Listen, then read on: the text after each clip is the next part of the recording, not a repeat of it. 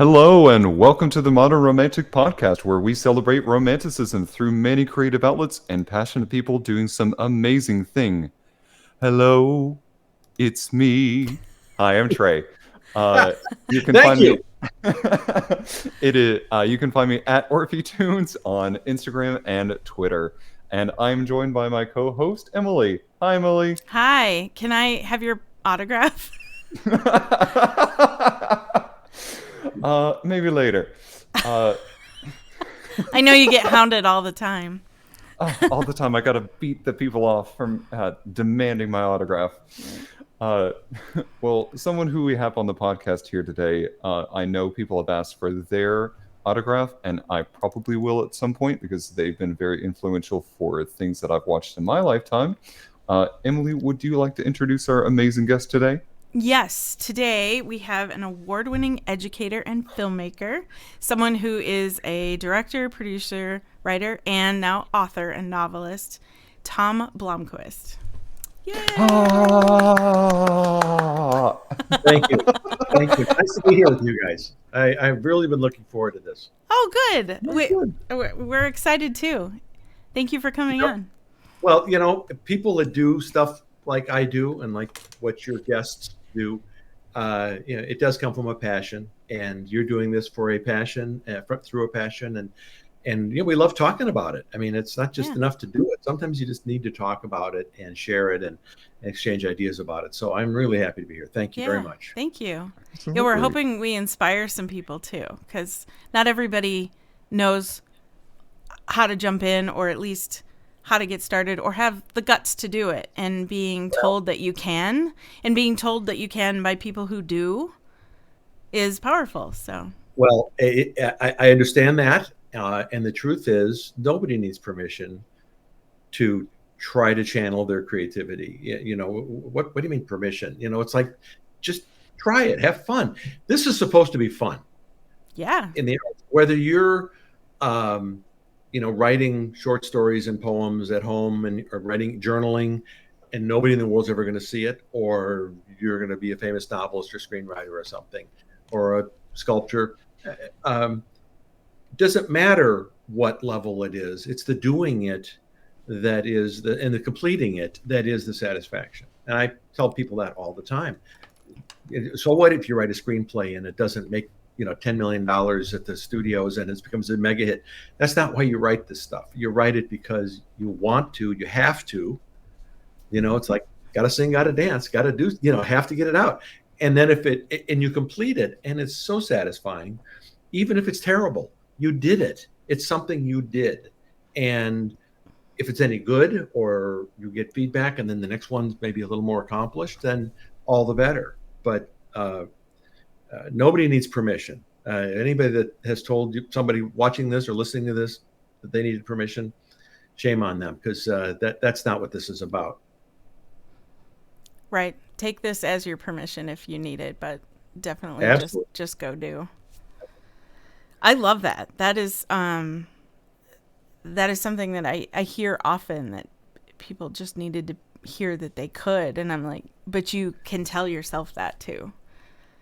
It's in my own career, starting, I really wanted to be a TV writer, and I went through a lot of steps to get from Chicago to Los Angeles to become one, and then finally got to be one.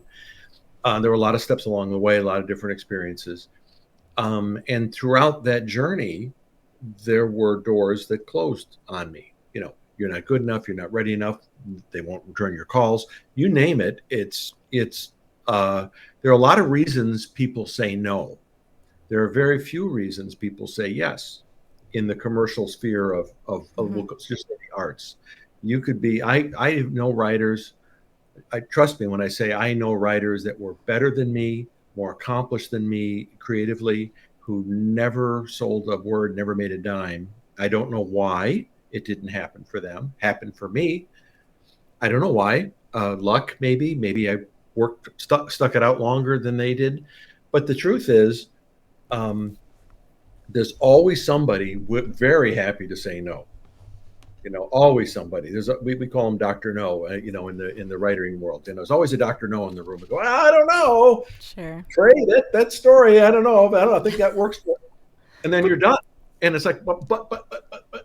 And it's learning to navigate around. You can't argue with them. Say, okay, well, thank you very much. And then you try to figure out, okay, what did I not say to turn that no into a maybe, or possibly even a yes?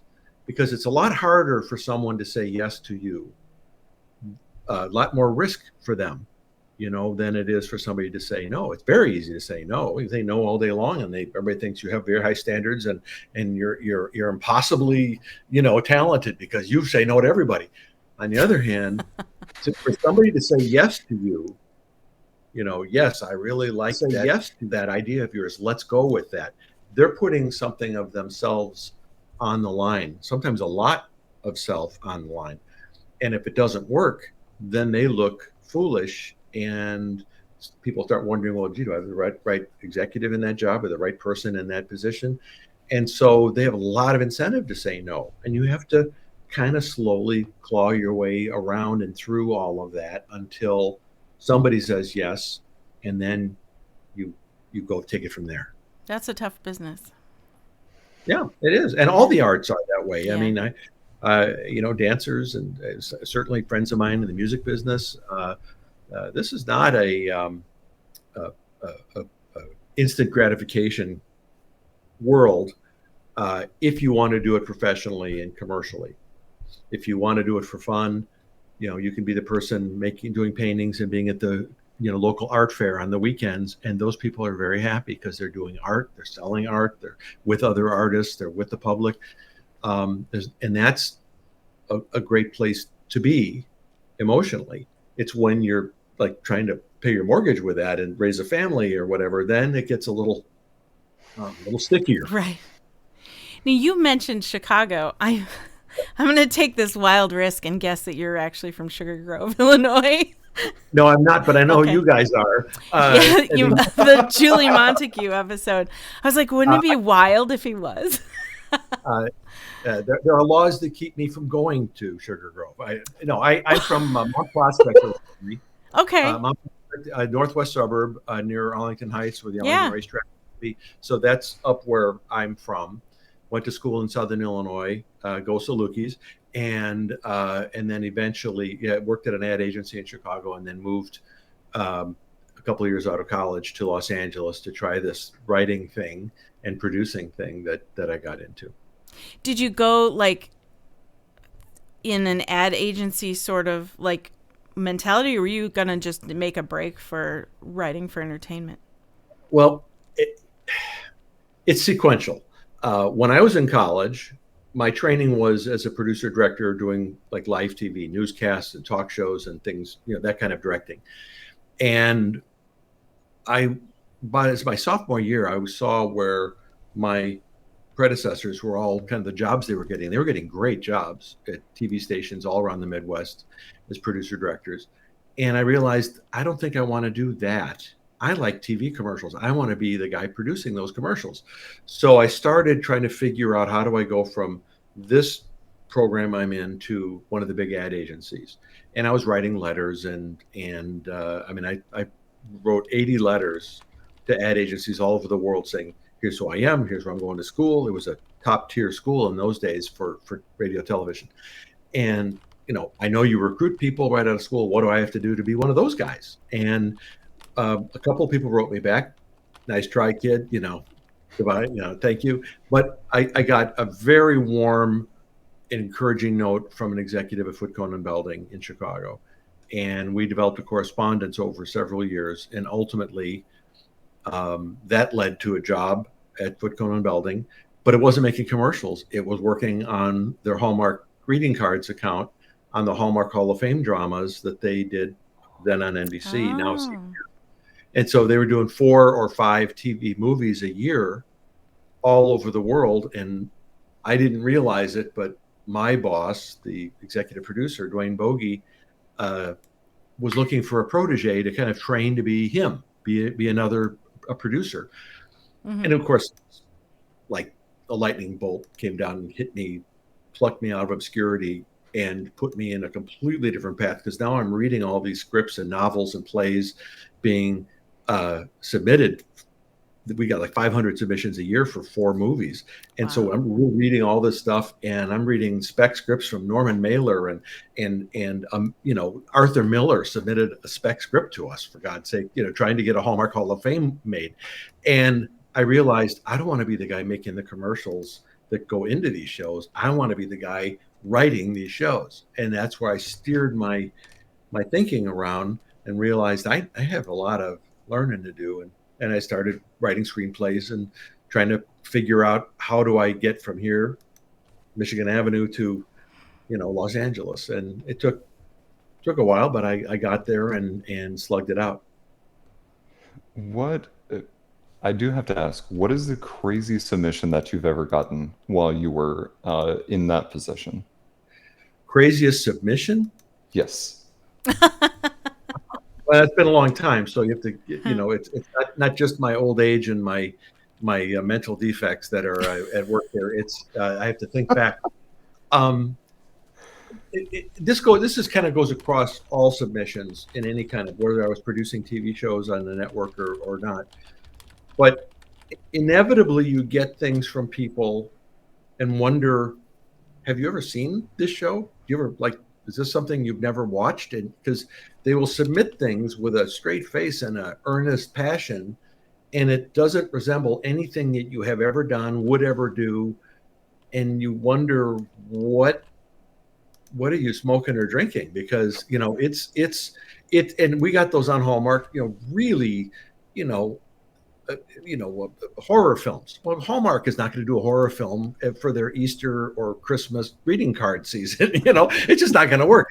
So it's amazing what desperation will do, whether it's an agent or a writer or a producer trying to get something made. And when I was producing network, primetime shows, same thing. So a writer would come in, they really work hard to fight to get a meeting. They come in to pitch a story. And then you're sitting there with your jaw on the floor going, are you sure you're in the right room? Have you ever seen this show? You don't even know what you're talking about. This has nothing to do. You'd be like pitching a Star Trek episode to Murder, She Wrote. It's like, what? That kind of thing. And it is amazing. And for anybody out there who has done that, and I'm sorry if it offends you, but it's like, you do have to kind of, in the professional sphere, you have to know your audience. You have to know the show. You have to know the metabolism of what it is they do. Whether it's if you're pitching a Lifetime movie, well, okay, Lifetime movies tend to have a formula, a certain pattern of storytelling. It works for them. That's why it's a pattern of storytelling. So your job is not to reinvent their storytelling and to come up with a whole new concept that they've never thought of before. Your job is to take your idea and have it fit into their formula or format of storytelling, because the audiences we all get comfortable watching these shows, right? If you watch a Lifetime movie, you kind of know what it's going to be, and you can settle in on your couch and you can watch it, and you're comfortable with the fact that it's going to be reminiscent of the other ones that you've seen. And if you're going to, whether it's an episode of Hawaii Five-0, well, you kind of know what it is. And they don't want to do a time travel episode on Hawaii Five-0. So you have to do stories that they would do in the way they do them, utilizing their characters, not bringing in all your own original wonderful characters. You say that for, and that's the other thing. I've and all my writer friends that are watching this or will ever see this will know that we've done TV series. Somebody will come in and they'll pitch a story, and it's like about a character who comes to town, and it's all about that character. It's like, yeah, but we have 4 series regulars, and the audience is watching them every week. We don't care about your brilliant new character. That might be a guest star character, but the story can't be all about them, revolve around them, be driven by them. It's got to be about Magnum PI or whoever that's why people, they want to see, well, what kind of trouble is he going to get into this week? And how is he going to get out of trouble this week? And that's why they're fun, because we get invested in a very unique way. in primetime series or sitcoms. You're going to do Big Bang Theory when it was on. Well, they had a certain way they did those shows, the way they serviced each of those characters, and they don't want you to come in with some new character and have them take over the show because the audience won't stand for it. No, they want to see their people. Yeah, the people who are already beloved by the audience. It's a long answer to your question, Trey, but the fact is you do get these weird change-up things that happen, and you do sit back and go, what? You want to do what? But it is universal. Every show, every one of my producer friends, we've all had the same experience.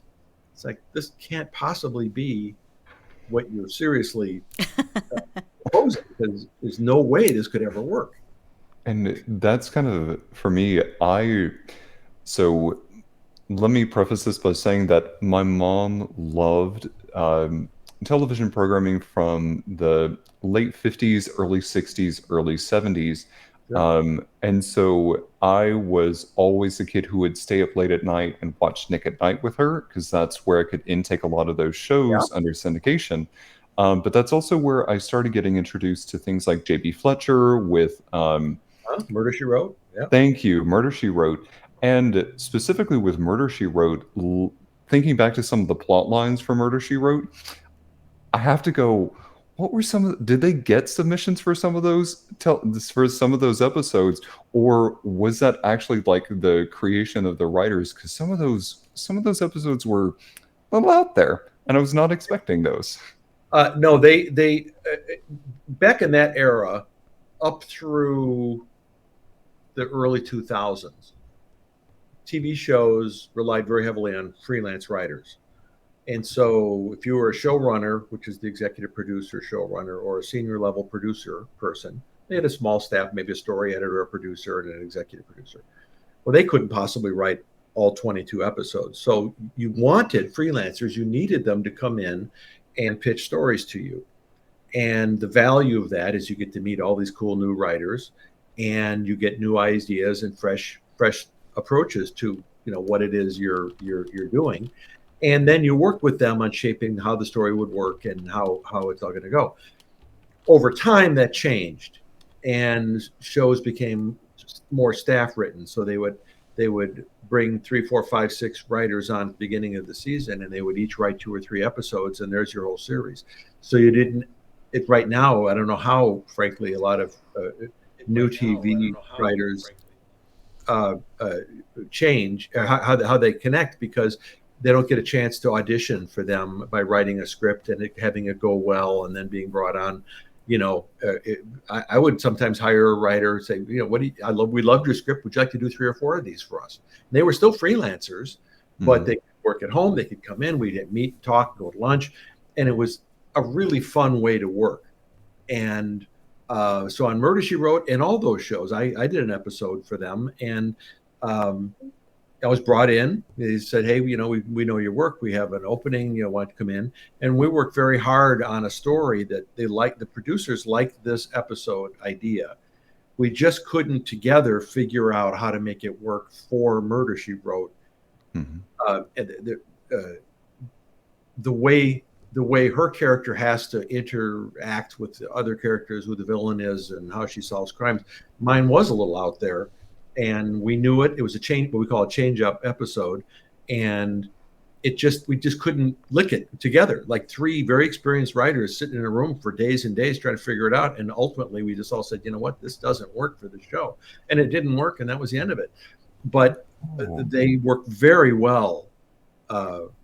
Angela's brother, Bruce Lansbury, was one of the writer-producers on the show, and in fact, the reason I knew them is that I had hired him to write an episode of a show that I had done previously, and I really enjoyed him. And what an elegant, talented, good guy. And he did a great episode for us. And so I think maybe as a thank you, he said, hey, come on in, and my sister's got this show. And we tried real hard to make it work. And ultimately, if you've done this a few times, you say, we can't make this square peg fit in the round hole. It can't be done. And we walked away from it together. But I loved working with them, and I wish I had been able to do the show, because I still watch them sometimes late at night when I can't sleep. I'm looking around. Oh, there's Murder She Wrote. No, that and Columbo. I used to get caught up in those as well. Yes. I mean, between that and like Magnum PI, and then we would watch, like, I think when I turned 7 or 8 is when Nick and Knight acquired the rights to start broadcasting the A-Team.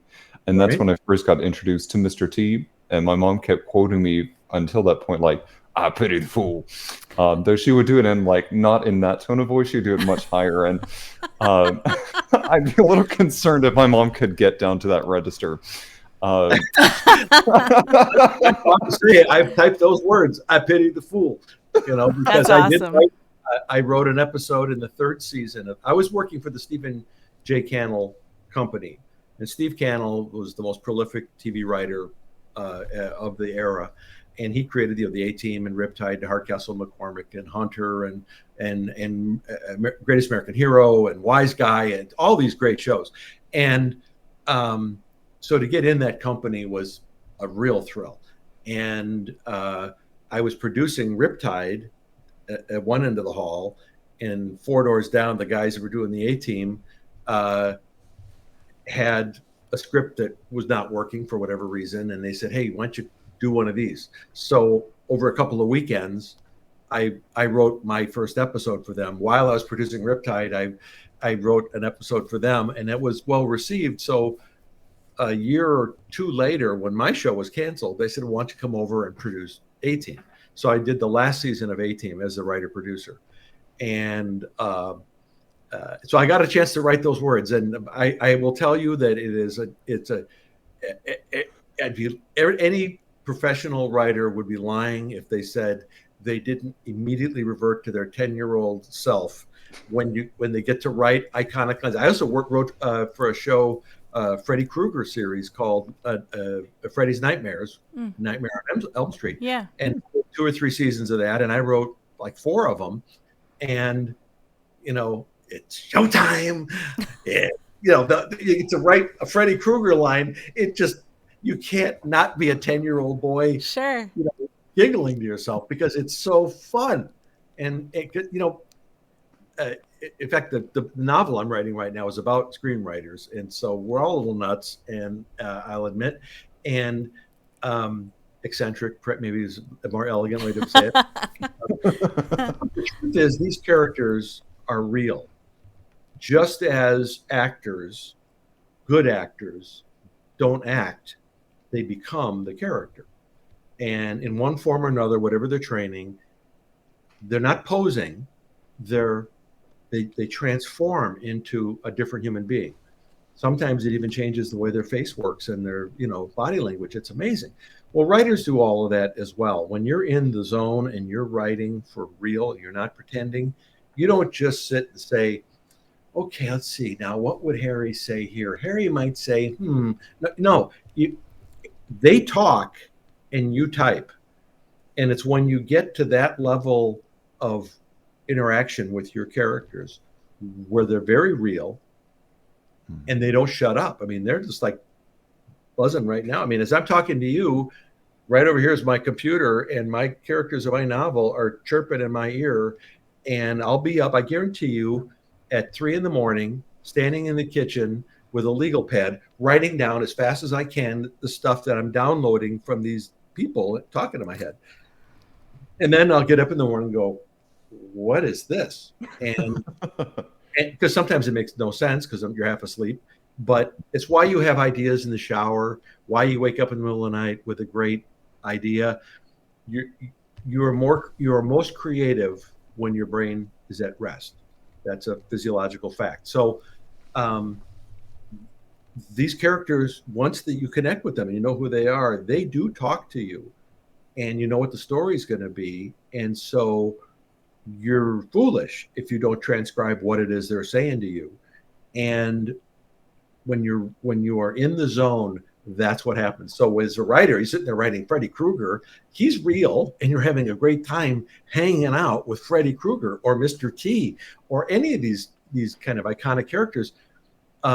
They're very real, and it's it's a privilege, and as weird as it is, it's a real privilege to hang out with them.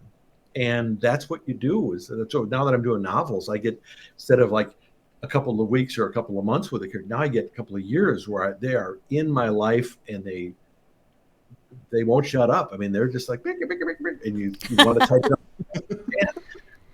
And it's weird and it's fun. Yeah. Do you find that there's a show that you would love to have, like if you were to have continued, or let's say you get called back to do like one more episode or whatever? What's that? One more of something? Yeah, one more episode or whatever. Which show would it be? A show that I never got to work on, or a show that I did work on? A show that you did. A show that I did. Well, probably the finest show I worked on was a show called Christie, based on Catherine Marshall's novel, which is a coming of age story. Mothers have handed this down to their daughters. It's been a bestseller twice. I loved Christie.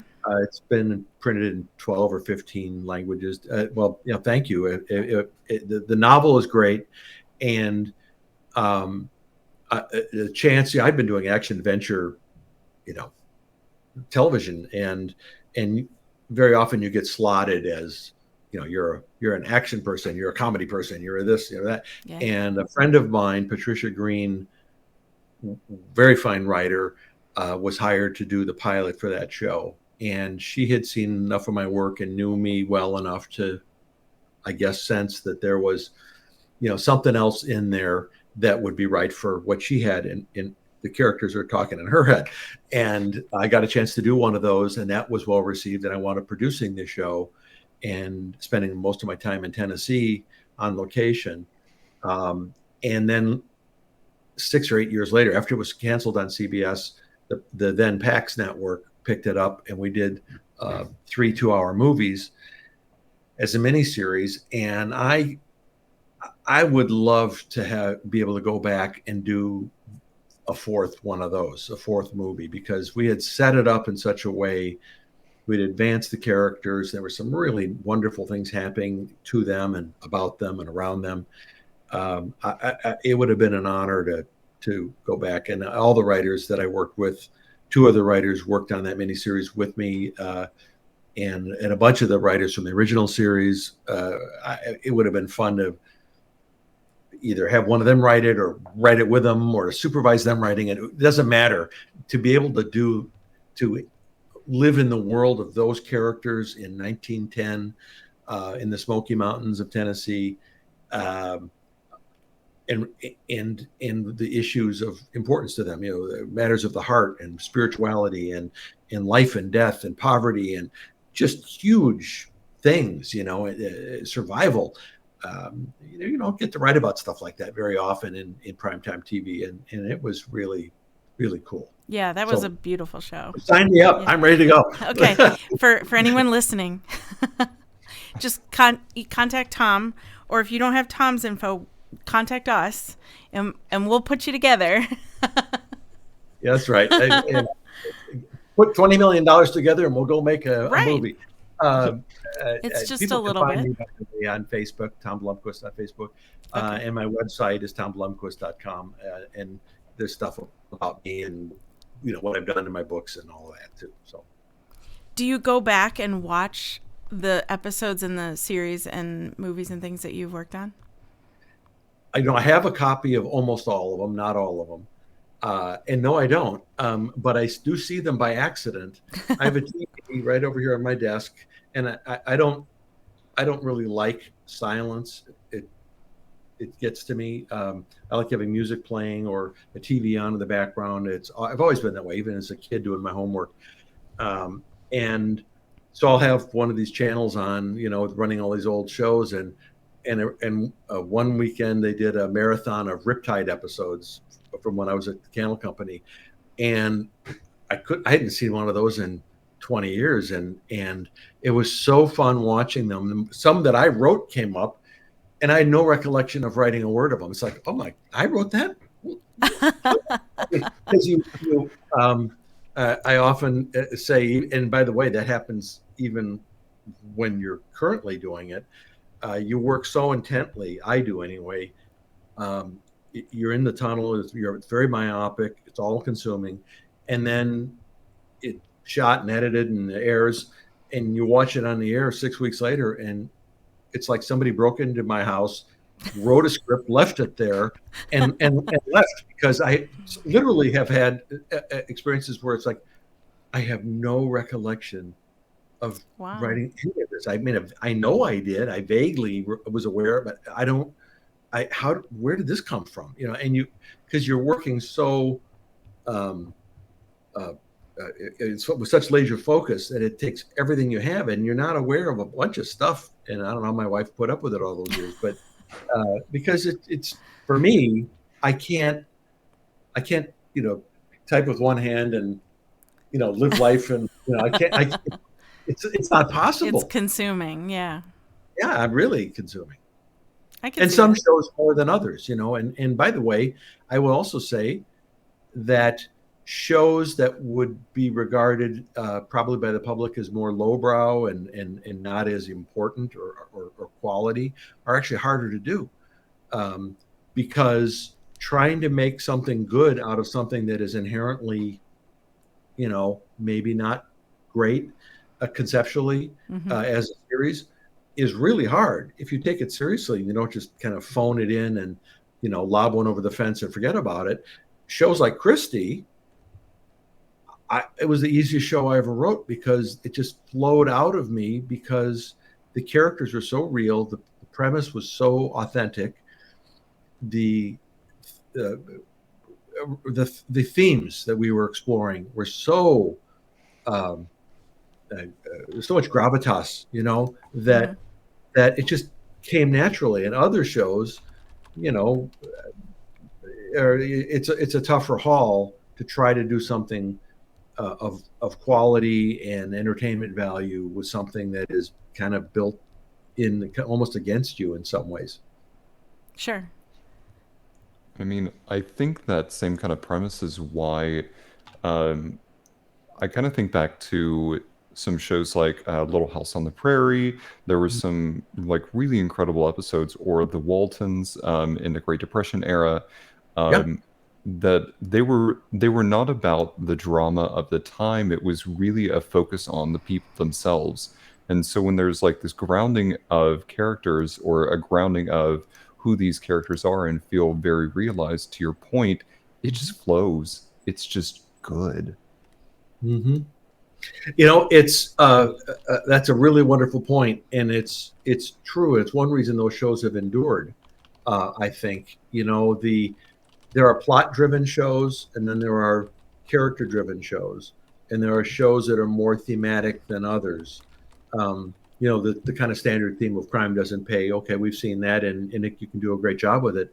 But when you're talking about matters of, and Dr. Quinn, Medicine Woman, there's another one.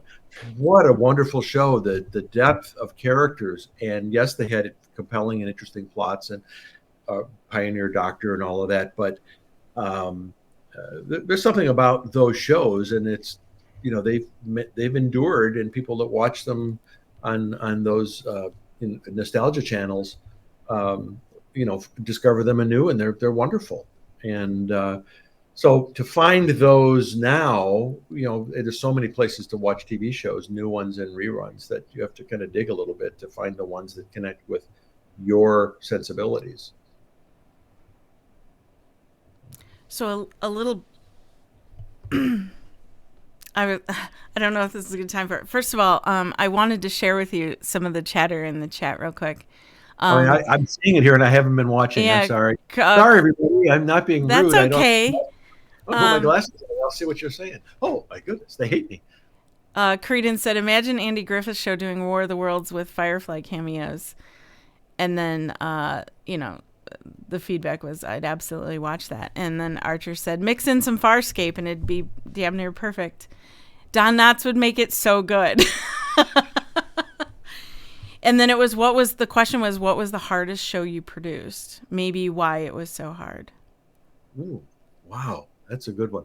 And by the way, I got to write an episode of Farscape, and that was hard, but not the hardest. And the only reason it was hard was because it was brand new. They were still shooting the pilot when a few of us were brought in to write the initial half dozen episodes, and they didn't know yet. The network didn't know yet what the show was going to be. They loved the script, written by fabulous writer, but as they started getting deeper in the weeds, of how we're going to do it and building the sets in Australia and all the things, they started. I think there were some management changes at the network.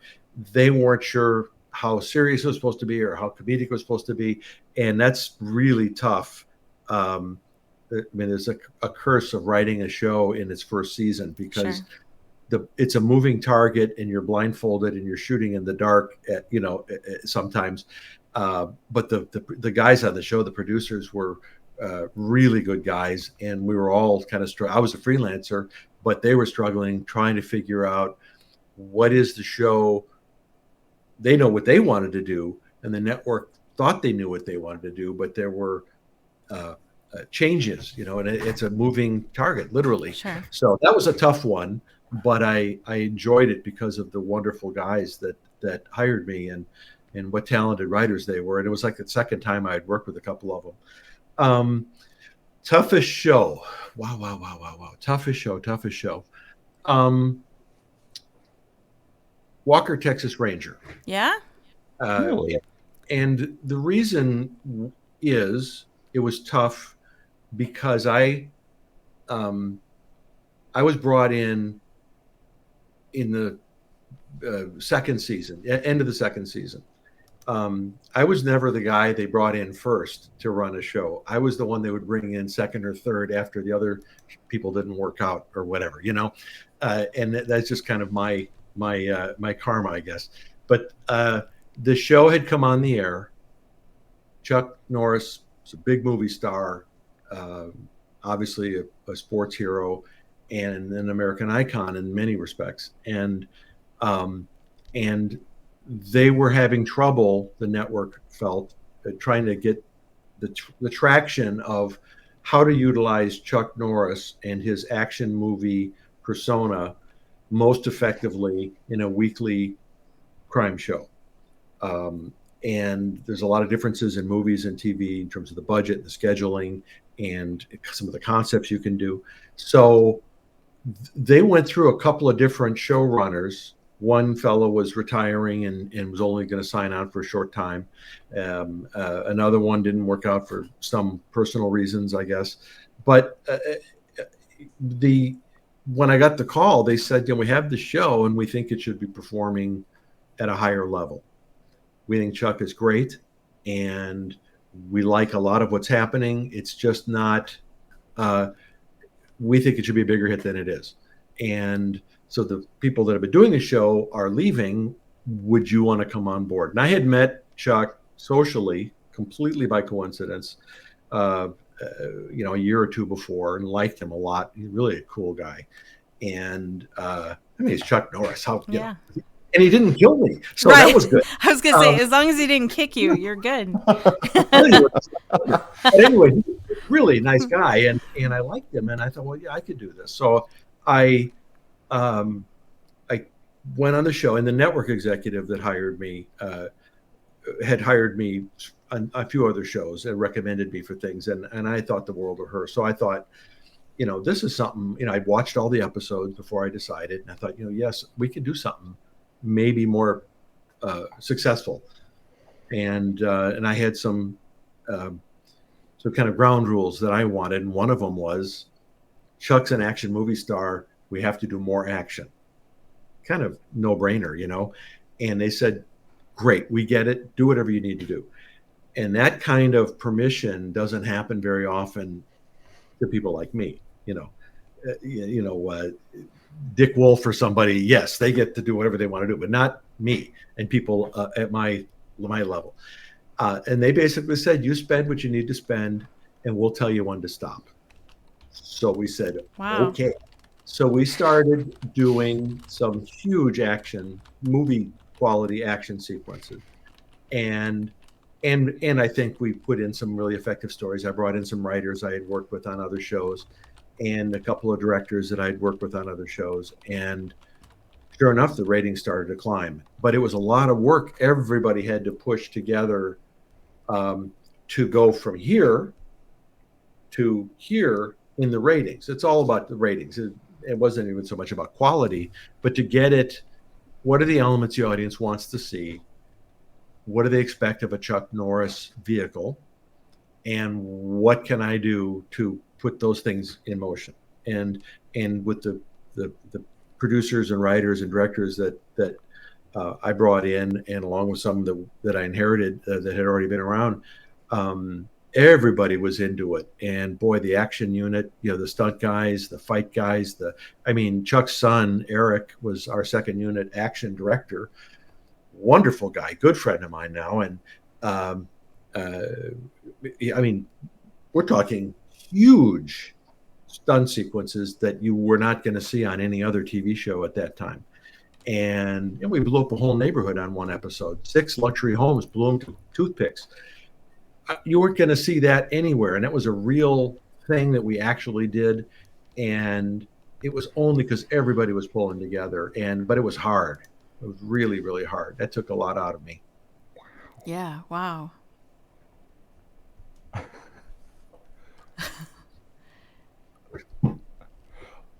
What, Trey? This is good radio. Sorry, this is just bringing back memories because I actually grew up in Texas, and so when I talk about how much of a firm grasp Walker Texas Ranger had on Texas, I don't basically, but particularly like Texan boys at the time, and it was just like Chuck Norris. So I'm just having a lot of very nostalgic flashbacks. Yeah, well, and for a good reason, because he is larger than life. There's all the Chuck Norris jokes and all that fun stuff that he's a big part of that too. He's got a whole line of merchandise, I think, that he sells with a lot of those Chuck Norris jokes. But the fact is, he is such an unusual personality, that whatever he is, the 4 or 6 time world kickboxing champion, full contact karate, black belt in 3 or 4 different martial arts, 2-time national speedboat champion, movie star for 18 or 20 years. He's a very accomplished man. And this was the part that I think was the maybe the secret to Walker connecting with the audience and moving up in the ratings.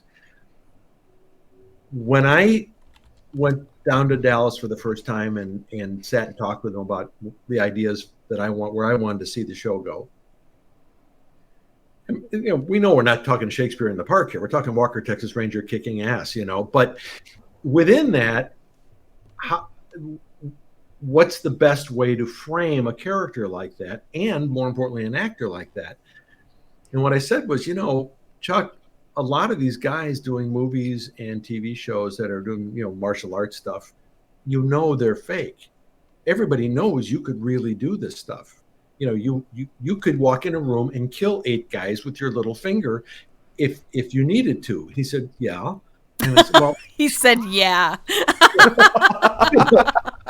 Of course. Well, I'll tell you a great Chuck Norris. Remind me to tell you the Chuck Norris initiation story, because Trey, you will love this when you hear this. Anyway,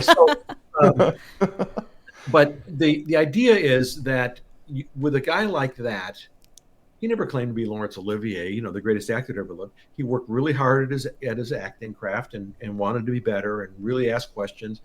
And he wanted to be presented in an authentic way. And that worked because he's such an authentic guy. He's not pretending to be tough. He is tough. And there's a difference that audiences feel. Sometimes you look at some of these guys and it's like, he's more of a dancer than a kill me in an alley kind of guy, and all of the martial arts people are like that. And Chuck is real. So we tried to portray him in the stories more like that, a little more reluctant to get physical and violent, and than he maybe had been in previous episodes. And I always used to talk to him about Gary Cooper in High Noon. The guy he's going to have to do it, and he's going to do it, and he's going to do it, and he might die doing it, but he's reluctant, and nobody will back him. And I thought, that's a hero to me. That's the kind of guy I want Walker to be, not a guy that's just first to jump into the fight. And so those are little nuancy things, but we did a bunch of those, and the ratings went up. People started picking up something else on the show. And again, it's not Shakespeare in the Park, but it's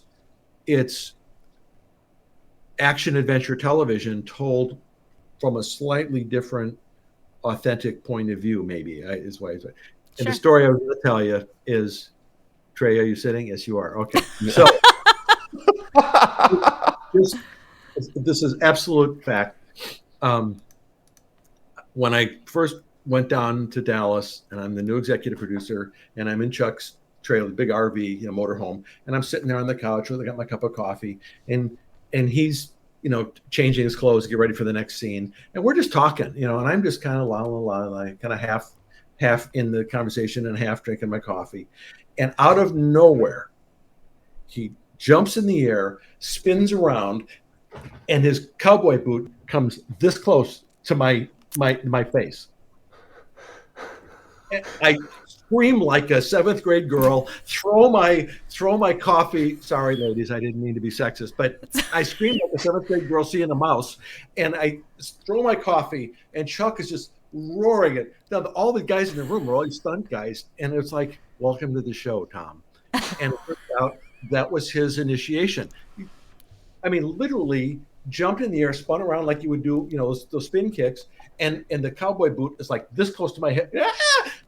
And he had that kind of precision, in an inch off, he would have shattered my face, and he loved doing those kind of things because he was so precise, but he would only do something like that if you were in the club, kind of, and It was then I realized I really liked this guy. He scared the daylights out of me, but I understood a level of communication with him at that point that I would not have had he not done that. And it wasn't initiation, and holy God, it was it was something.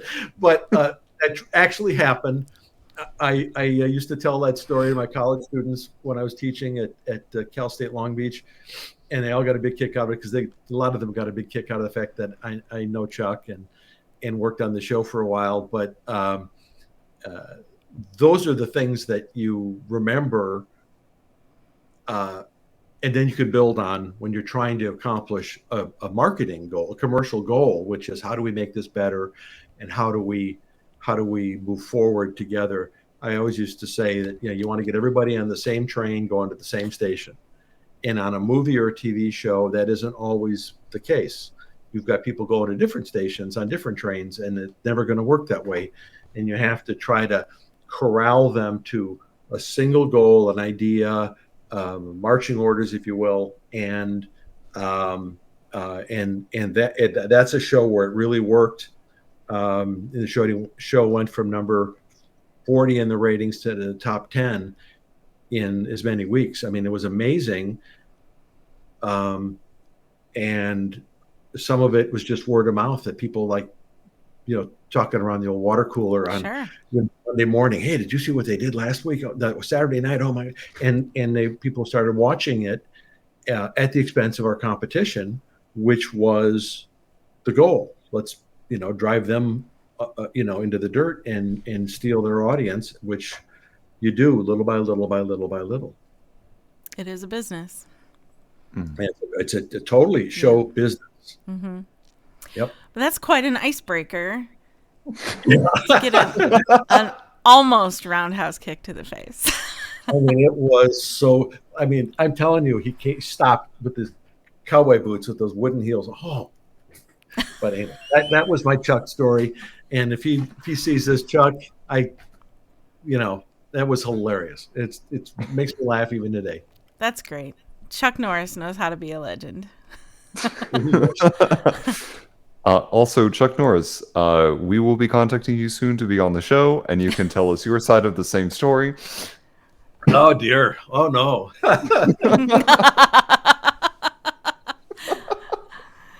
Well, they did not have to clean up the couch afterwards. I'll say that. I had my dignity. I love it. One thing that I do have to ask is, like, when it comes to producing shows or writing a script or those sorts of things, particularly those with big names associated to their own, um, how much influence do they have over the writing process, or are they really not involved at all? The stars, Yeah. they're very involved. Most of them are quite involved. You know, by the time somebody, whether they're a big name or not, by the time they're the lead on a TV series, they have arrived at a level of effectiveness and ability. They've read a lot of scripts. They've been in a lot of plays. They've been in a lot of, all of that. And they have an idea. It's them on the screen. It's not you or me. It's them. So, they know that this is them and they want to be portrayed in the most positive way they can be. Some don't care about writing as much as others, but on the set, when they're working with a director, trying to work out a scene, they don't have a lot of time on a TV series to do a lot. There's not like you have weeks and weeks of rehearsal like for a play. So they have to get to it pretty quickly, and they kind of come there with an idea. If they're well prepared, they know what they think they know what the scene's going to be like, and so they have to work that out with the director and the writing producer, who's usually on set. My show's always had a writer level story editor or producer there to help answer questions, to kind of keep the director focused on the things that the writing staff felt the strongest about. The writers are the ones that are dealing with the network expectations, the studio. They don't call the director or the actor, they call the showrunner and maybe whoever wrote that particular script. So there should be a writer in the process to help answer those questions. But especially if a show's been on for a couple of years, they've been in these scenes, they know the stories, they have a feel for kind of why it works and what makes it work best and what they enjoy doing the most. And so they will often have a lot to say. Not like they're sitting in story meetings. Occasionally, some of them will. Michael Landon's of the world would, after work, Alan Alda, they'd be in the office till midnight with the writers working on scripts. But most of them don't. They're so exhausted they want to go home. But when a new script comes out, it usually comes out the day or two before that episode starts to shoot. So they don't have a lot of time. So you try to get together with them and read it with them aloud and answer their questions then and get their feedback then. And if they have input, that's really the time to hear it. And a lot of time that input is very insightful. And then you say, this is great. I like that. We'd go and then you go back and make adjustments. With Chuck Norris, I used to go over to his house on like Sundays, and we'd sit at his dining room table and read 2 or 3 episodes together that had just come out in first draft form. And, he'd play himself and I would play all the other characters and read the scene descriptions. And we would just, 2 of us, go through what it was we had in mind, answer questions if he didn't understand something, listen to his point of view. I would just turn a recorder on, and a tape recorder, and record the whole meeting. Then I could go back and listen to what we discussed. And out of that, a lot of times there's some really good ideas or questions that, if he didn't understand this, then the audience is not going to understand it. I got to fix this. And sometimes it would be more detailed, not a critique, but just a wishful thinking list that he would give, or a star of a show would give. And then you try to accommodate them if you can, and if not, you say, that's a really neat idea, but we're going to put that in a whole nother episode. We're not going to do that in this one. And here's why, because at that point you're collaborating, you're partners. I believe that Chuck and I were partners for the couple of years I was on that show, and other stars I've worked with on Christie. Kelly Martin was the star of the show, and she and her boyfriend came over to our house to watch one of the episodes, and after the episode, she said, I've got this idea. I don't know if I should show it to you. She was really shy. And I said, well, yeah, and she typed up a couple of pages, and it was fabulous. It was a wonderful idea. And I said, we ought to do this. So we bought the story from her, and I wrote the episode. And I think it's one of her best performances because it was really from the heart, something she wanted to write about. And she's not a writer, so she didn't do that. Tyne Daly came to me one night on the set. We were midnight or 2 a.m. on a mountaintop in Tennessee. And she said, I have an idea. Why don't we write it together? And this is Tyne Daly. I mean, Tony Award winner, multi-award winning Tyne Daly. And I said, well, tell me the idea. And it was an amazing idea, creating a new character to bring onto the show, a Black character in this white mountain backwards holler. And that became a role that we hired LeVar Burton to play. And I'm so proud of that script she and I wrote together, 50-50. It was really something. And then we cast LeVar Burton. I now I get to work with LeVar, become friends with him. He's a friend to this day. That's awesome. You cannot, when you're dealing with people of that level of accomplishment and intelligence and craft and artistry, you would be a fool to just say, well, I'm the writer. What do you know? Just say your words. I mean, it doesn't work that way. Yeah. And when you get the right people in the cast, it's a dynamic energy that's thrilling, frankly. Yeah. So what is it about, or at what point in the writing process do you go, yes, this is why I do what I do? Well, that's interesting. At what point? Or what makes you say that when you're writing? Well, it was different on TV shows than it is with my novels. Sure.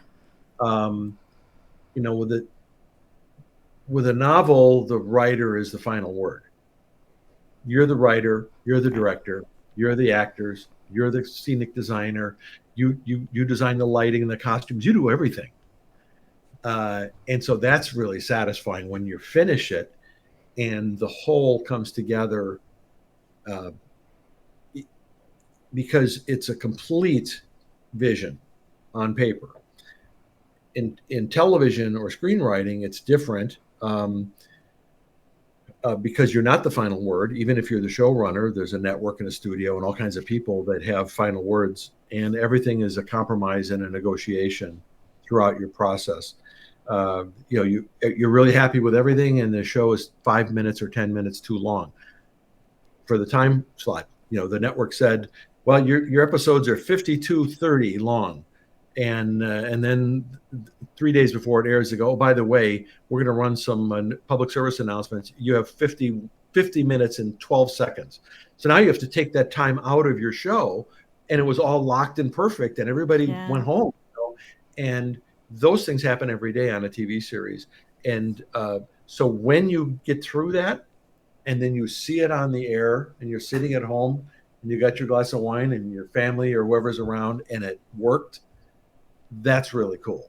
I mean, it's really a wonderful feeling, but there's so many things.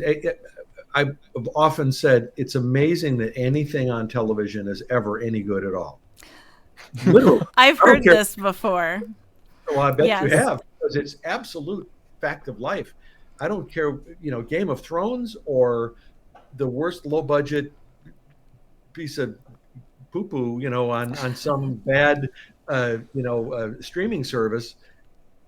It's amazing that anything's ever any good. Doesn't matter about the budget. Yes, you can throw money at problems, but there's so many things that can go wrong because on a TV series you're working so fast. Sure. On a movie, you might shoot one scene in a day. Maybe that scene take a couple of days to shoot. Mm-hmm. In TV, you're shooting that scene in a morning, if not two of those scenes in the morning. And so everything's moving faster, faster, faster, faster, faster. The actors have to work faster, the directors, the cinematographer, everybody has to really be on their best game. And there's an adrenaline rush to that, obviously. You get really into it, and it's exciting. Are you going to make the end of your day and finish all your work or not? And it becomes a badge of honor that right at the bewitching hour, you're done, and everybody finished their day's work, and they're all happy with the work they did. But it's kind of amazing, frankly, that anything's ever any good. I don't know whether it's Grey's Anatomy or whatever your favorite show is. I'm telling you, it's amazing if it works, because there's so many impediments to them doing their job. The actor is sick the day they're supposed to work. Now you have to reschedule and shoot a different scene because this actor is central to the scene, and they're not going to be there for 2 days. What are you going to do? You got to keep shooting. And it's all that kind of stuff that has nothing to do with the actual quality that the audience is seeing, the story. Mm-hmm. It's just to get it. You're making something on an assembly line, and if the assembly line breaks down, you still have your delivery requirements at the end of the line. And what are we going to do now? And it's that kind of thing repeatedly, which is why I look like this. It's like, this is, I'm only 25 years old, and look at me. It's right. What you killed me. I'm writing novels now because I can do it by myself.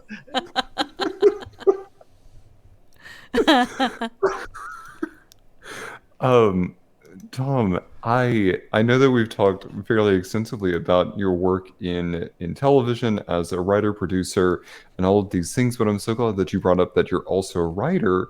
And I think and our audience would be remiss if we didn't talk about some of your latest ventures into now being an author. Can you, what inspired you to start writing some things on your own and to craft some of the novels that you've written so far? Well, thank you for asking. It is the simple answer is, if you are in the arts, singer, costumer, writer, sculptor, banjo player, whatever it is, those itches can be scratched by other arts. I believe it all kind of comes from the same place in your brain or your heart or whatever. Certain instincts, certain whatever. So that's why you have what we call hyphenates. You have an actor, director, writer. You have a cinematographer, choreographer. You have people that have always multiple jobs. How do they do that? You had Lisa DeVita on, and how does she do all those things that she did? Because she's an artist. And so if you have a propensity for one kind of craft skill, it probably translates into some other craft. Now, writing is writing. So I found out when I was in college, I'd been writing my whole life. I didn't even realize it. I just wrote because it was fun. So I was always in the accelerated English class and that stuff in high school. I didn't know you could be a writer. Nobody told me. And I was on the school paper, and, those things that you do, never thinking I'd be typing, for dollars, as they say. And so, when I realized the light bulb went on at Foot Cone and Belding, I want to be the guy writing these things. Oh, now what do I do? Well, I had to start to learn the craft of screenwriting. I'd been writing, but this is a real specific craft, requirement. And it took me a long time. It took me like 10 years of doing it and trying to figure it out before I could quit all my other jobs and just be a writer. And so, so writing was my avocation. Then it became my vocation. So I got to do that in television. I got to teach it at the university level. And then, so when I was teaching filmmaking and directing and writing at college,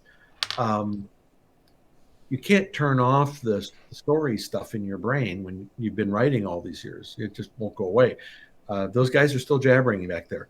And I took a couple of years off. I had done 3 series in a row. I was kind of brain damaged from it. I was just like, and I asked my wife, I came home from a show. I had just actually resigned from a show at the end of a season, said, I need to just heal. I need to just be me for a while. I asked my wife, do we have any money? She said, well, yeah, we're okay. Yeah, you've been working. I went, great. I'm going to go in my office. You come get me when we don't have any money anymore. It's kind of like almost one of those kind of conversations. And I went in my office. I thought I was going to write a play. I had always wanted to write a play. I'd never written one. And I thought, I'm just going to write something for Tom. I don't care if it's any good. I don't care if it's ever produced. It doesn't matter. I just want to write. I got to cleanse my brain of TV and TV writing and all those sensibilities. And what I started writing was a screenplay instead. Not a screenplay, a novel instead. And it became my first novel 20 years later. It was my first novel. It's called Silent Partners. It's a forensic thriller. And I don't know exactly what the catalyst for that story was, but I had been thinking about some story elements for many years. And it just all started coming out as I was writing. And I took a couple of years and got a first draft done. And it was not very good, but it was a draft. And I was happy with that. And then I went back to my TV life. And every few years, a show would get canceled and I'd be, free for a few months. And I would boot up that file and I would look at it and go, I could do better than this. So over a period of 20 years, I probably put in 5 or 6 years on this novel, learning how to write a novel, because part of the challenge for me was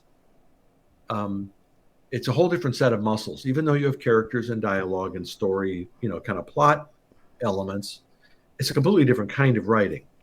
And it's kind of like Portuguese and Spanish. They're kind of similar, but they're not the same. And they can't really understand each other except for a word here and a word there. It's like that. Writing prose, you have to kind of unlearn everything you knew about screenwriting to do it effectively. And I loved it. I every second I could go back to it.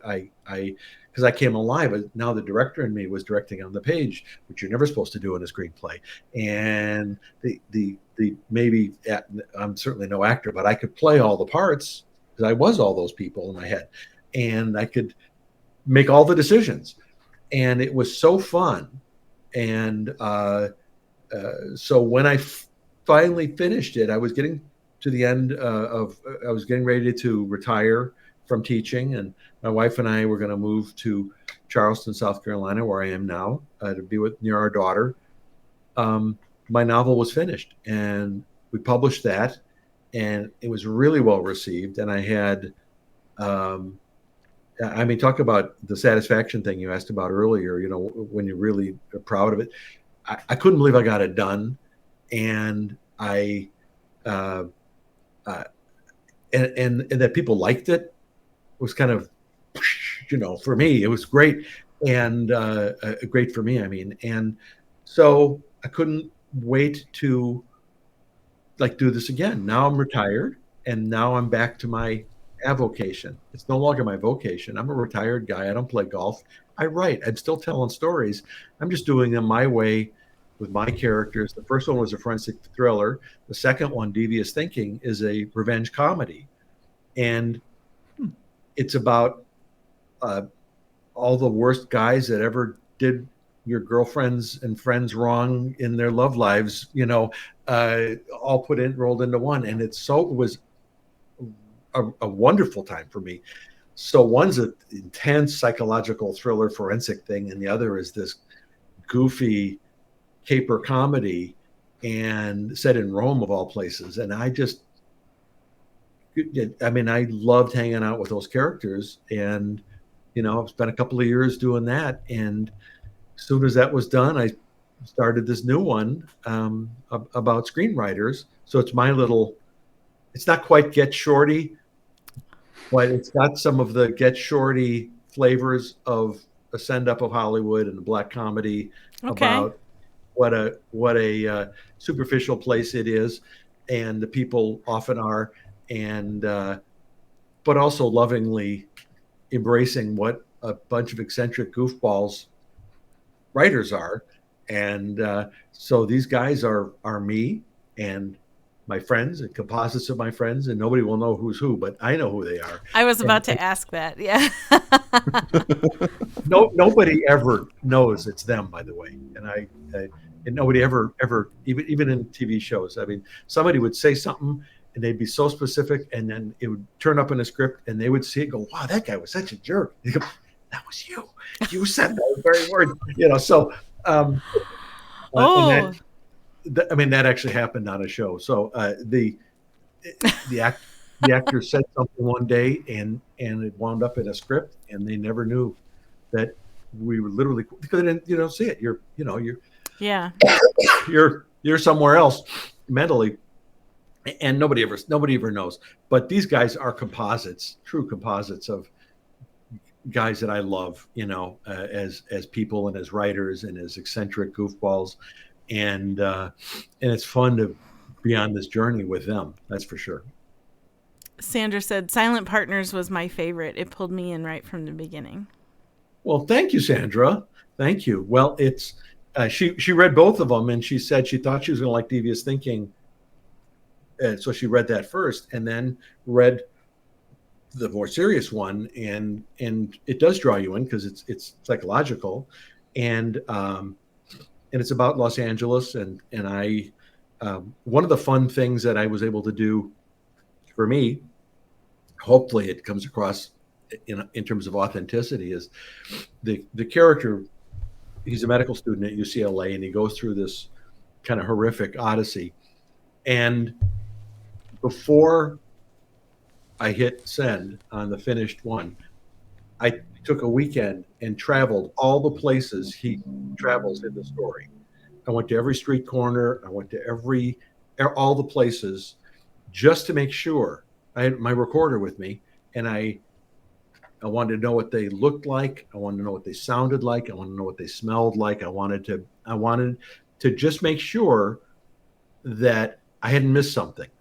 That there still was a gas station on the corner, and there was a homeless encampment in the empty lot, and all of it. I wanted to make sure it was absolutely that there's no safety rail off the end of a cliff from a road that's windy, and right. I wanted to make sure that it wasn't just me making it up, that I had misremembered something. And that was, I mean, nobody in the world will ever follow this character's path through Los Angeles like I did, but I needed to do it for me. And it brought back all the stuff that he experiences in those locations. Sure. And, was there a fire escape on that building or not? Did I remember it right? I don't want to make it up. I want it to be, not that anybody cares, but I cared. So that was really, really fun. And I was able to see some new things and experience new things and put those in the book and then hit send. And it was, so that's where that comes from. And that's the journey. I have friends that are novelists, and they can turn one of these out in 4 or 5 or 6 months or 8 months. I don't know how they do it. John Grisham and Stephen King can just and it comes out. Yeah. But I don't get it. That's not who I am. I am still learning how to craft a novel, as I said, which is very different than a screenplay in so many important ways. To make sure the writer, the reader, goes on that experience with the character and with me, and it's very different, leaving it up to a director and a production designer and people and an actor to make those acting choices. No, I have to make those on the page. Make sure that if a person can't speak because they're flabbergasted, you have to make sure that's in there. You can't just hope the actor thinks of it, right. And so it's all inclusive, and it's like the best possible retirement for me. And Lisa DeVita, I know, is writing novels, and despite what she said about her first novel, I loved her first novel. She said, "Oh, it wasn't so good." Man, she's lying. Yeah, she really trashed her own work there. Lisa, lying. I told you, you're lying. It's a wonderful book, and so. This is not an exact science doing these things. Every time you do it, it's like a whole new. It's the first time anybody ever wrote a novel, and you got to start from scratch. And how am I going to do it? And what's the storyline? And what does it feel like? And so Lisa has now a different historical novel storyline she's exploring in several novels. So that's what feels different for her. It's not the quality of the writing. It's that she's tapped into a bigger, more expansive story. The world of her story is bigger, and she's drawing more directly from history than in the first novel. But the first one's wonderful. And several of my friends are all writing their first and second novels now. And it's thrilling to read their work and then see where they are and how they're solving some of these problems. But I do recommend people read Lisa, and Mary Vaughn Fent is another friend of mine who's now published her second novel. Phenomenal books, and also historical, but different, wholly different for a different reason.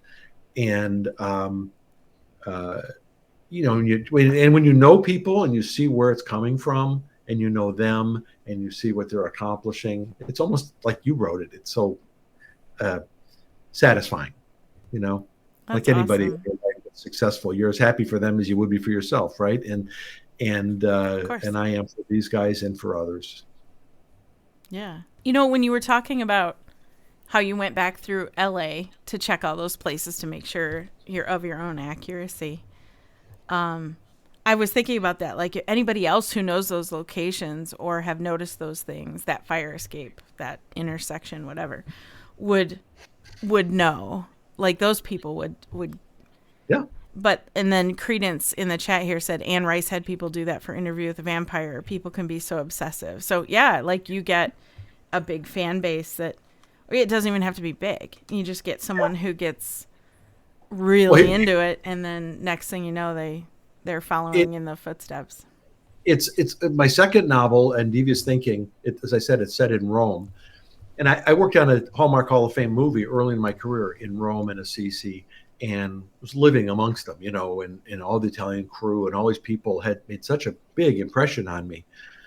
And some things happened, stories I heard, things I witnessed, things I was a part of that stuck with me. So when I started that novel, it had to take place in Rome because the inciting incident, we call it, happened there. The main character and what was going on was happening there. And so, but it had been a while since I was in Rome, and I know Rome, but I hadn't been there in a while, and it's changed. So while I was writing, in my free time, I would go online and I would boot up people's vacation videos, our trip to St. Peter's Square. And you could just watch and hear, you knew when they were there. And the people are wonderful about sharing their walking tour through, whatever, the streets of Rome. And I was able to just soak it all back up. This is what it looks like. This is how it's changed. This is what it sounds like. And it transports you as a writer back into that world. And if there was something that, the other thing that's really helpful, by the way, is Google Earth. Oh, yeah. Yes. If you say somebody exits the hotel and there's a park across the street, there better be a park across the street because somebody's going to know it. And so I could go there and I could get down and you can pan the camera around and go, okay, there's the park. Okay. Oh, there's a bench over there and a fountain. Great. That scene is going to happen there.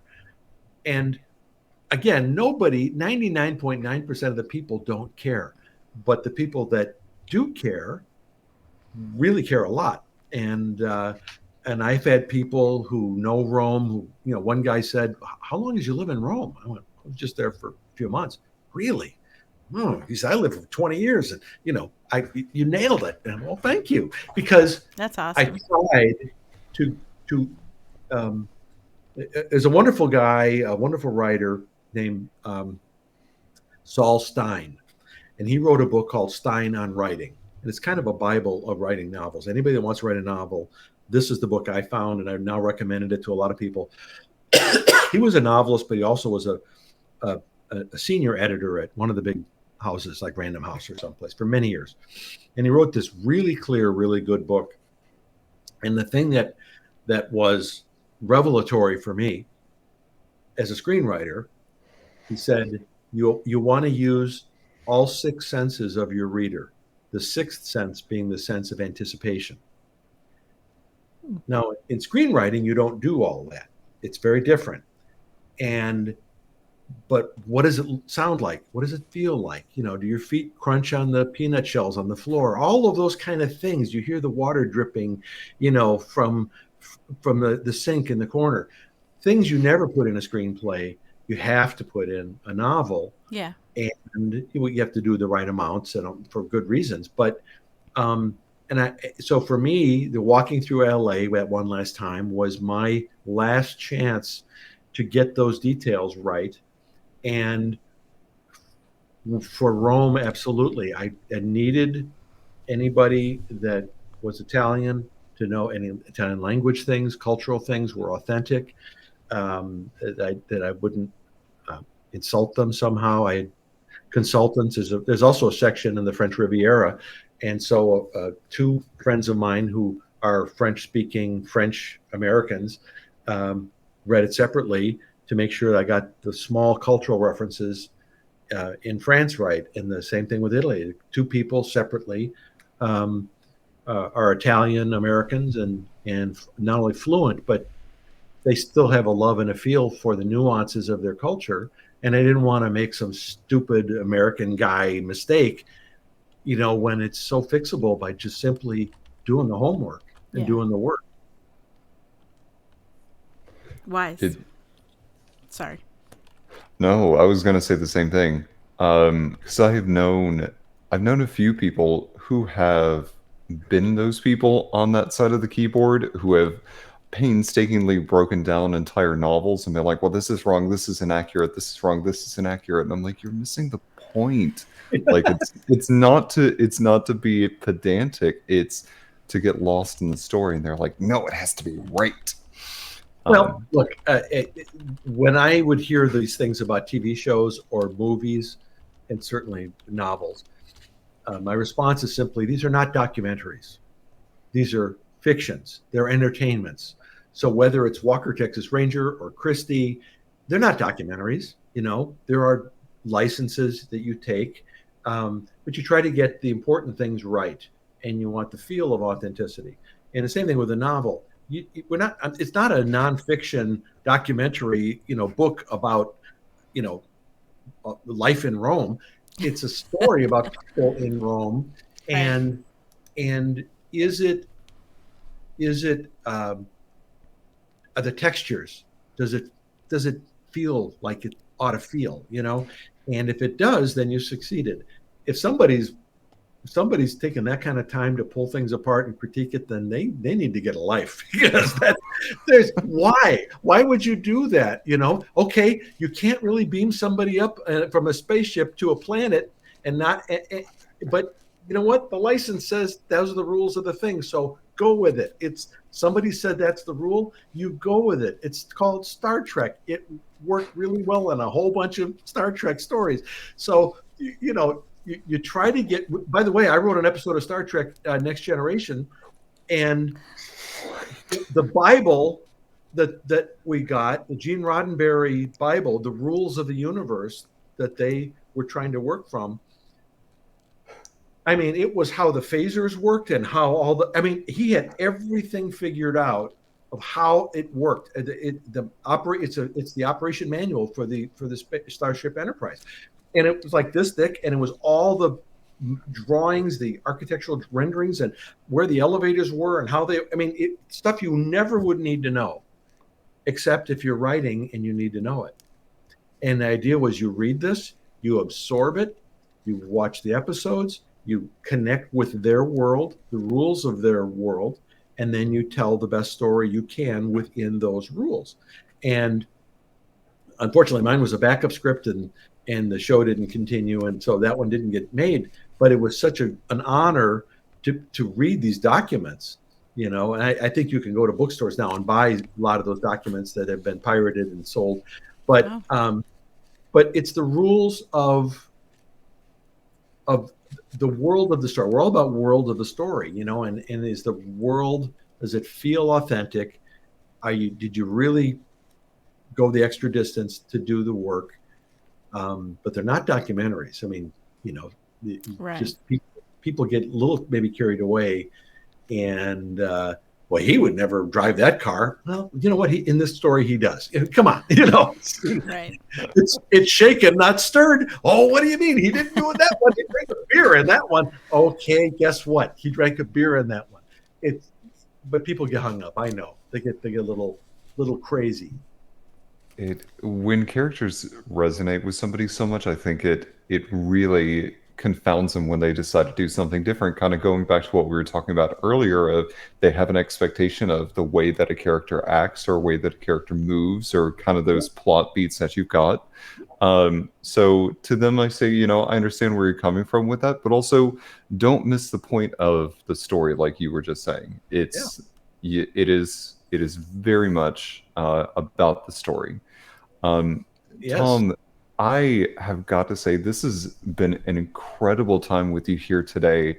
I was not expecting so much breadth, and for us to spend such an extensive time about how much you had with television and that sort of thing. And I knew you had such a backstory with that, but the stories that you brought forth from that were incredible. You have such a prolific career, and I think that our audience is going to be very, very happy, just like our producer Sandra has been, with engaging with your new art form of writing novels.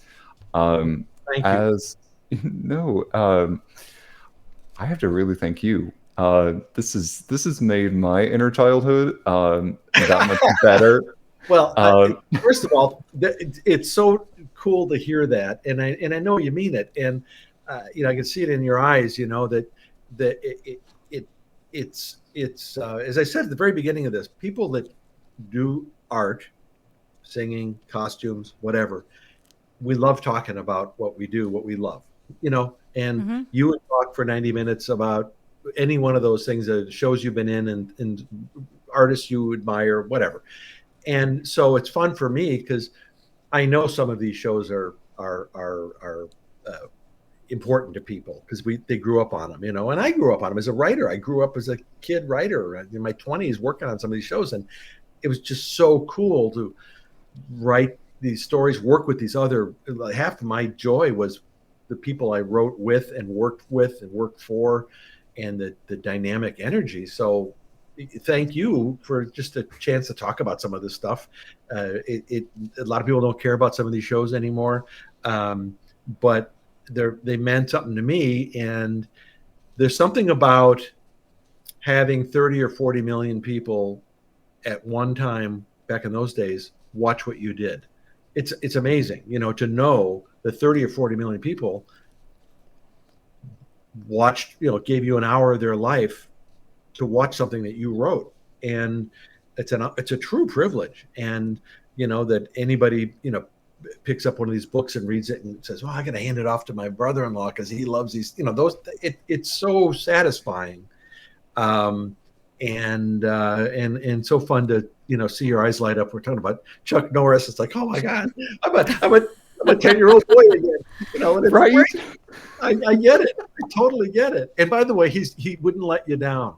There's an old adage: you never want to meet your favorite movie star because they'll probably be disappointing to you because you have them as such inflated expectations. They're not really. Chuck is who you thought he was and who you think he is. He's a really good guy. That's great. And so I get a kick out of that one reaction alone. It cracks me up. So. I do have a question that I didn't want to miss asking. I even wrote it down so I wouldn't forget. A little bird told me that you might be in a rock band. Oh, yes. I was. I played drums in high school. I was in a band in the Chicago area called the Shandells, and we made a record and played a lot of the high schools and local colleges, and it was a pretty popular band. The other band at my high school was really popular. It was the Shadows of Night. They did Gloria, the big garage band hit. So the Shadows and the Shandells were the two bands in the area. and that was really fun. And we had our own. The Shadows played at the Cellar, which was their club in Arlington Heights.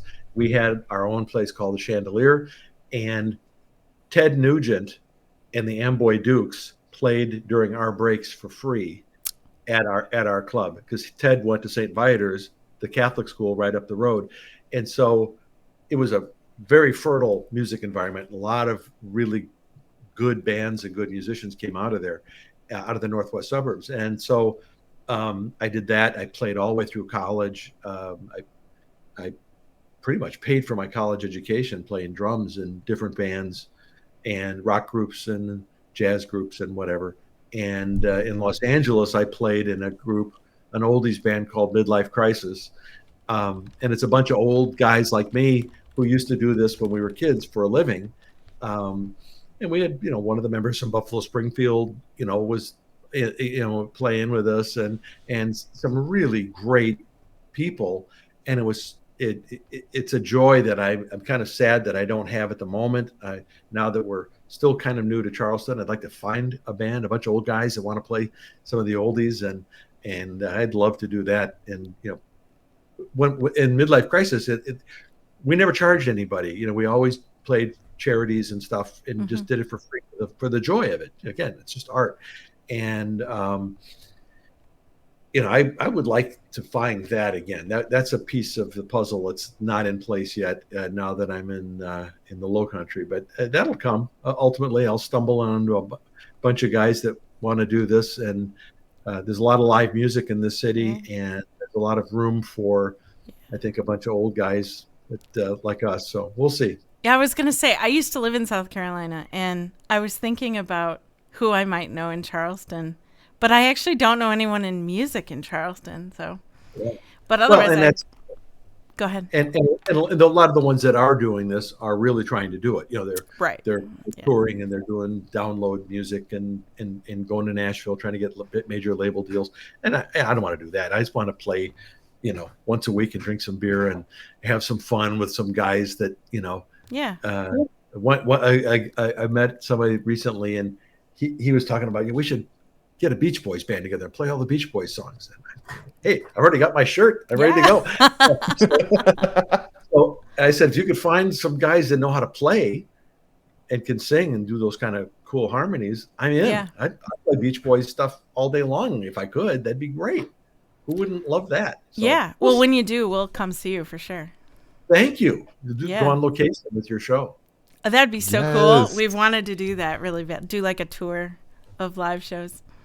By the way, where in South Carolina were you from? Where were you? I lived in Rock Hill, so just south of Charlotte. Mm-hmm. Know it? Yes, yeah, absolutely. Well, we love Charleston. I'll say that. So. And that's where I met Trey too. Really? Yeah, because he's still in that area. Oh. Yeah.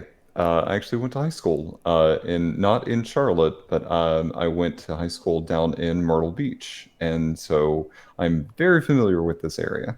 Well, wonderful. Well, hope you guys get through here sometime. I'll go to lunch or something. That'd be fun. That'd be great. Yeah, absolutely. And we'd love to have you back. Sorry, Trey. I'll just stay all night. I'll just sit here and sit up, sleep in my chair, and. Yes. We'll do it. Well, we'd love to have you back, though. Yeah. It'd be fun to do. Absolutely. Cool. Thank you. Not to put you on the spot. Not that we're live or anything. If we're ever Here you asked me. No, it was great. Of course, I'd love to do it. Absolutely. And thanks, Sandra, very much for all of your work getting me here. That was very thoughtful. Yeah. I appreciate it. She did a great, and for reading my books and liking them. That's awfully nice to hear. Well, can we have a shout out for our producer, Sandra? I don't think that we say enough how much we love and adore and respect Sandra for the work that she does. So here's a shout out for you, Sandra. Absolutely. So Tom, to you, I say thank you again, just 1,000 thank yous. My last question to you before we transition out today is, for anyone that's maybe looking to get into either producing or writing or really anything with the creative arts, what advice do you have for them? Wow, that's a great question. The simple answer is start doing it. You can make a movie with this iPhone. And, in the old days, you had to have crews and money and whatever. If somebody wants to, well, I'll say be a filmmaker, a writer, a director, actors, you find people like-minded, put a story together, even a short story, and shoot it and learn about camera angles and editing and, show it to people and put it in local film festivals and whatever, and start getting feedback. That's the short answer. The longer answer is you don't need a college degree to be a filmmaker, to be in any of the film crafts, to be a crew member in the art department, costumes. You don't have to have a degree in that. You go to the local theater, you start volunteering, learning about lights, learning about sound, learning about costumes, learning about props. Go to local film school, where filmmakers are always dying to have crew members and they don't have any money, and you're willing to work for free, and you'll carry Apple boxes around and whatever. To be around it, to learn and absorb what they're doing, then can inform your decisions of where you might want to take it. You don't have to be in Los Angeles, that's for sure. It used to be, but now you don't. You can be in any number of cities, Atlanta, Albuquerque, Savannah, all over the place, Vancouver, Toronto. There are a lot of places making superior product. And then, of course, there are film schools, and there's trade schools where you can go and learn some craft like editing or cinematography. Take a couple of classes, night classes, an extension class in writing. I taught at UCLA Extension when I first started teaching, one night a week. A bunch of adults. I had two doctors, a lawyer, a talk show producer, a female firefighter. I had all these different people. There were adults who wanted to be screenwriters. They want to learn how to, and some of them were really good. And they came once a week and they brought their work and we talked about it. And I tried to guide them to sharpen their professional level competitive skills so they could be successful in the marketplace. A couple of them turned out to be very successful. They're producing hit shows right now. Cool. So it can be done. You don't have to go to NYU Film School or any of that stuff. It's nice if you want to do that, but you can learn a lot of this and online. There's all kinds of how to do this stuff on YouTube, and you can watch videos and absorb. And if you can connect with a couple of people that want to maybe try it too, you can help each other with your scripts, and you can help each other shooting what you're shooting and try to figure out where you made mistakes and build from there. Because ultimately, all of this takes practice. Any craft takes practice, and nobody sits down to write a great novel or do a brilliant sculpture that's going to be in the Louvre, the first time out. It takes a while. And so you can do it on the weekends with your friends and just put it up on YouTube, start a channel, see if you can get a following, and all the things that people do, and go to local film festivals and see what everybody else is doing and meet the filmmakers and talk to them about what they did that you like so much, and maybe you could be a part of the next one. And you start building a Rolodex, we used to call them, but a list of people that, well, he's got a good camera and she's really good with this and he's really good with that, and I don't know what that person's good at, but I like them. Let's get them involved, and you find some actors and do something, and the opportunities are endless in this era because of the technology and all the platforms, and like when I was when I finished my first novel, I wanted to do something to promote the novel. So what would I do? I got a bunch of my former students together and hired some actors and shot a movie trailer for the book. It's like it's a big movie, but there's no movie. It's just the trailer. But I wanted people to be able to see it. People could see that at my tomblomquist.com, by the way. I saw it. Yeah. I did watch them. Yeah. It looks like a big movie, you know, and I called my friends and put something together that would kind of show people what the story's like. The same thing with the Goofy novel with Devious Thinking. I did about 6 or 7 short, silly commercials to try to convey the tone of that novel, which is very different than Silent Partners. Mm-hmm. And people started sending them to me. Bella Shaw, who was one of the anchors on CNN originally, in the original CNN, on her own wrote and shot. She put on old lady makeup and she shot a commercial for my book and sent it to me, and it knocked me out. And I added some music and put it up there, and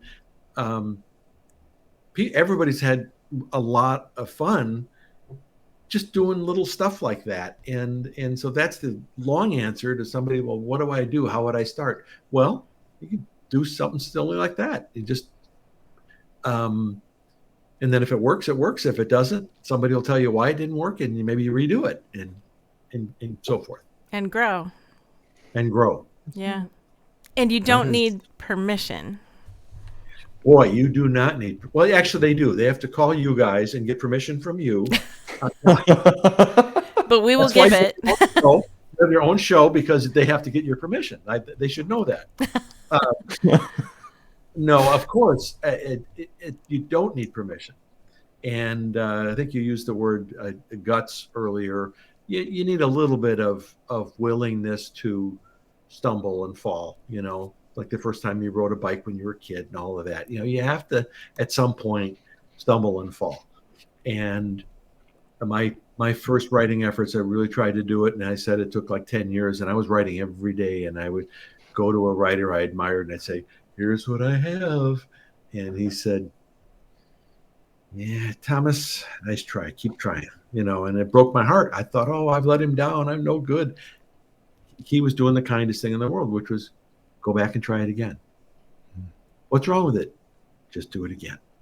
You know, you'll find it. You'll find it. You'll find it. Ultimately, I found it, and I was able to hire him as a writer on some of my shows, and one of the best writers in Los Angeles. And I admired him so much. His name is Jim Burns, by the way. And you know, he wasn't going to tell me a bunch of foo-foo, you know, you're great, what a genius. No, he was like, no, you're not there yet. Keep trying. And I was determined to please him because I admired him so much. He was a story editor on Gunsmoke, and he created How the West Was Won, and he wrote a lot of TV movies. This guy was an icon to me, certainly, and a lot of other writers. And he did the kindest possible thing, which was, nope, try it again. And I did, and I kept doing it. And he would always read it. Yeah, a little closer, but not there yet. You know, and he just like, I gotta get this. I gotta prove it to him. And I did ultimately, but it took 10 years. I remember some of the things like when I first started sewing, and I mean, I bring up the fact that Emily helped me with a lot with like my early projects of things and would give me advice, and I'd bring her things, and she kind of sometimes would cock her head to the side and be like, how did you do that? And and so then we would sit and then we would kind of dissect it and be like, okay, so do you see this like ripple here, like this? It looks like the top part of the fabric did this, or she'd point out something like, it looks like your stitch length is maybe a little too long here. Getting that constructive criticism, it's not meant to tear you down. It is always with the intention to make it better, as long as the intention is to make that other person better. There are going to be people out there who are going to want to cut you down because they recognize your talent Oh, yes. and they don't want to see you succeed. But those that are willing to point out the flaws, but in order to help you make it better, those are the people to hold on to. And those are Well, the people to make lifelong friends with. and we all want it to be right the first time, even now, when my first draft novel, it's like, I just want it to be right. Well, it's not right. I know it's not right. And I'll send it to a writer friend or two, and they'll go, this sucks. And here's what you missed. Because you writing at this level with all these years of writing, you don't have any objectivity. You're creating it, and you try to maintain your objectivity, but you get so far inside of whatever it is. It doesn't have to be. You could be, crocheting doilies. It doesn't matter, because you're inside it, and it's very hard to step aside. That's why Steven Spielberg, George Lucas, and Francis Ford Coppola always screen their movies for each other privately before they show anybody else. Mm-hmm. So literally, I mean, you imagine Steven Spielberg in a screening room with these two giants watching his movie alone in a room, and they'll tell him what they really think. And legend has it they give each other, profit participation in each other's movies, because they know they're getting the top level, pure, Steven, that shot's too long. I'd cut it shorter. I hate that. Don't you have another take of that? I mean, they're able to say that to each other in a way that nobody else could or would dare to do. And everybody needs someone to objectively critique, support, modify, nurture what we're trying to do. It's not an exact science. It's not like you add this and this and this and poof, you have something great. It's not like that at all. There's a million variables, including you wishing don't make it so sometimes, and you wish, and it's not. And it's I with my novels, I have like 3 people that I send my books to. One of them is a former TV writer and a novelist now himself, and another is a retired sitcom writer. He now is a playwright, one of the funniest men to ever walk the planet, and I admire his writing so much. And the third is my wife, who looks at this stuff and isn't a writer at all. And so I get objective, totally different kinds of feedback from these people. And then if I need, I have a book editor that I hired to look at my work, and she was a colleague at Cal State Long Beach and is a screenwriting teacher and a clinical therapist, which I need probably badly, and she's there to help me. But she has wonderful insights into the human behaviors and emotions, and a talented writer, and so she's really thorough. I wrote a textbook years ago with another professor on film directing, and she was our editor on that. And it was amazing what she brought to our work. There's a PhD senior college professor and me, and with all my industry experience doing this book on how to make movies. And Bonnie Blackburn is her name, and she's extraordinary. And that's why I have her doing my novels, and because she'll tell me what, even if it's some stupid punctuation mistake that I should know better. Tom, where did you go to school?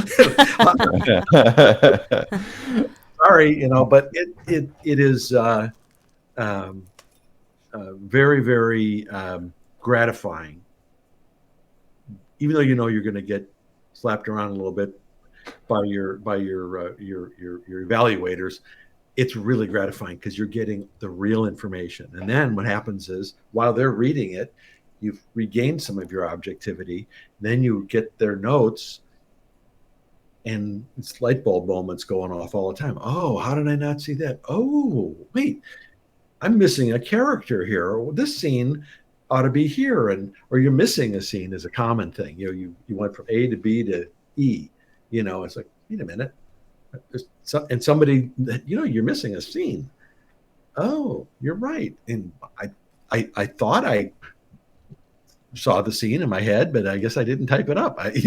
But those are the things that the writers at the round table, in New York, and at Lane's restaurant, Woody Allen, all these guys, you sit around and give each other notes on their work. And it's really an important part of the process. And no one should be afraid to have someone give them critical judgment. And what you don't want is to only give it to your close friends who will tell you what a genius you are, because that's useless. Right. It's not about the ego stroke. It's about you need objective, and informed and supportive notes. And not somebody to just go, "Oh, bravo, you're a genius. You're the greatest unknown." No. We tell ourselves that enough, right? Well, we do. We do. Everybody does. And if you don't think that Stephen King, has an editor or somebody in his life that goes, "Stevie, baby, you lost it, bud." Stevie, baby. Stevie, baby. That's an Asian talking. When we have him on one day, we are going to use that. Anyway, but everybody has people that do this for them and with them, and sometimes you have to pay for that that feedback, and other times you have friends or teachers, that are in those kind of mentor supportive positions, and they do make a big difference to us, the people that do this. If you're going to do it for a living, is especially crucial, is I don't want somebody to buy my book if the book is not ready, Right. We've all seen those. It's like, it's lame, it's really embarrassing. It's like, oh my God, I paid for this. This is horrible. What, didn't they show it to somebody first? And, right. Where was the editor? Where was the editor, or just anything, and everything is not for everybody, but there's a certain pride. If somebody's going to put their paintings in an art gallery, they pretty much need to know that the paintings are gallery worthy, and it's not some pretend, thing. So, and I think that's incredible, advice for really anybody, is to have those people in your life that are willing to give you that constructive feedback. And if all you're getting is praise from everyone, seek some other advice.